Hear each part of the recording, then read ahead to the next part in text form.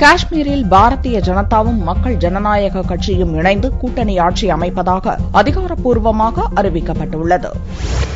ஜம்மு காஷ்மீர் சட்டசபை தேர்தலில் முப்தி முகமது சயீத் தலைமையிலான மக்கள் ஜனநாயக கட்சிக்கு 28 இடங்களும், பாரதிய ஜனதாவுக்கு 25 இடங்களும், தேசிய மாநாட்டு கட்சிக்கு 15 இடங்களும், காங்கிரசுக்கு 12 இடங்களும் கிடைத்தன. யாருக்கும் ஆட்சி அமைக்கும் பெரும்பான்மை கிடைக்காத நிலையில் இழுபறி ஏற்பட்டது. மக்கள் ஜனநாயக கட்சியும் பாரதிய ஜனதாவும் பல கட்டங்களாக நடத்திய பேச்சுவார்த்தையை தொடர்ந்து இரு கட்சிகளின் கூட்டணி ஆட்சி அமைகிறது. டெல்லியில் மக்கள் ஜனநாயக கட்சி தலைவர் மெஹபூபா முப்தியை சந்தித்த பிறகு இதற்கான அறிவிப்பை பாரதிய ஜனதா தலைவர் அமித் ஷா வெளியிட்டார். மக்கள் ஜனநாயக கட்சி நிறுவனர் முப்தி முகமது சயீத்துக்கு முதல்வர் பதவியும் துணை முதல்வர் பதவி பாரதிய ஜனதாவுக்கும் வழங்கப்படுகிறது. பாரதிய ஜனதா, பிடிபி இரண்டும் கொள்கை அளவில் முரண்பட்ட கட்சிகள் என்ற போதிலும் குறைந்தபட்ச செயல் திட்டத்தின் அடிப்படையில் ஆட்சி நடக்கும் என்று அறிவிக்கப்பட்டுள்ளது. ஜம்மு காஷ்மீருக்கு சிறப்பு மாநில அந்தஸ்து வழங்கும் 370வது பிரிவை வலுவிழக்கச் செய்துவிடக் கூடாது என்ற பிடிபி கட்சியின் கோரிக்கையை பாரதிய ஜனதா ஏற்றுள்ளது.